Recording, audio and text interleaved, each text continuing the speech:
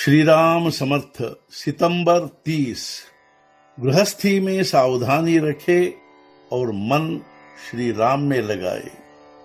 सबको संतोष दे लेकिन मन श्री राम में लगाए। राम का स्मरण कर संसार में बरते तो हमें पछतावा करने का मौका नहीं आएगा।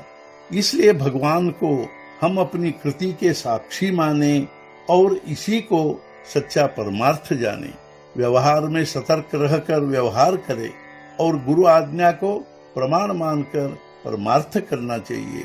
कली उन्मत्त हो गया है, चारों ओर शोर गुल मचा है, फिर भी हमें राम के प्रति दृढ़ भाव रखना चाहिए। ऐसा करने पर हमारा कार्य सफल होगा। किसी एक स्थान पर शांत बैठकर राम का ध्यान करें। प्रयत्न से ही परमात्मा की प्राप्ति होती है, यह सिद्धांत ध्यान में रखे और व्यवहार करते समय अति सावधान रहे। पहले जो हुआ सो हो गया, आगे जो होने वाला है उसे होने दे, उसका विचार न करे, किंतु यह सब करते हुए चित्त में रघुवीर का स्मरण रखे। जो अपनी भक्ति से रघुवीर को अपने घर ले आता है उसे कभी नुकसान नहीं होता, उसका धन कभी बट्टा खाते में नहीं जाता।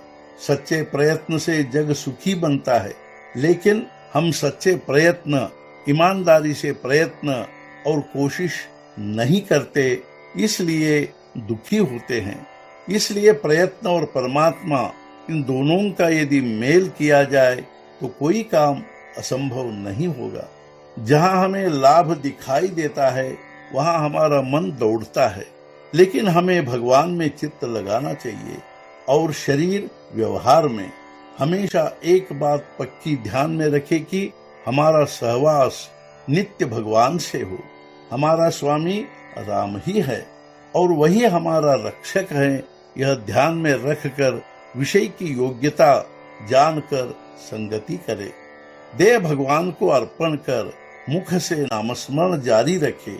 जिसे संतों का सहवास प्राप्त होता है, जिसकी राम के प्रति प्रीति है, वही वास्तव में धन्य है। ऐसे ढंग से हमें व्यवहार करना चाहिए कि परमार्थ में आश न पहुंचे। राम को चित्त में रखकर व्यवहार सावधानी से करे। राम का चिंतन, नाम का अनुसंधान, वृत्ति भगवत परायण, साधु संतों के प्रति श्रद्धा, अतिथियों को अन्नदान, भगवान के प्रति भय रखकर शुद्ध व्यवहार, ये सब परमार्थ के लक्षण हैं। इसके सिवाय दूसरा कोई परमार्थ नहीं है। जो गृहस्थी या प्रपंच में सावधानी से काम करता है और राम के प्रति प्रेम रखता है, राम ही खुद उसके लिए दाता बनता है। इसलिए किसी भी बात की चिंता नहीं करनी चाहिए। नारियल के ऊपर का छिलका गरी के रक्षण के लिए होता है, वैसे ही देह का है। भीतर रघुनंदन का नाम निरंतर होता रहे, इसलिए देह है। मन राम को अर्पण कर परमार्थ सुरक्षित रखना चाहिए। कर्तव्य दक्ष होकर करे, फिर भी राम चिंतन में कभी खंड न हो। प्रयत्नों की चरम सीमा कर परमेश्वर की प्राप्ति होती है, ये सज्जनों के वचन ध्यान में रखने चाहिए। गृहस्थी प्रारंभ करते समय राम स्मरण करे और अंत में भी उसी का ध्यान रखे। हमारे मन में दृढ़ विश्वास हो। संतोष प्राप्ति का साधन कर्तव्य करते समय ईश्वर का स्मरण रखना है। कोई फलाशा न रखते हुए प्रयत्नों की पराकाष्ठा करनी चाहिए। निस्वार्थ बुद्धि से कार्य तत्पर रहे। जब तक हमें देह का स्मरण है तब तक व्यवहार करना जरूरी है। इसलिए निरंतर प्रयत्न करते रहना चाहिए। फल देना न देना ईश्वर की इच्छा पर छोड़ दे।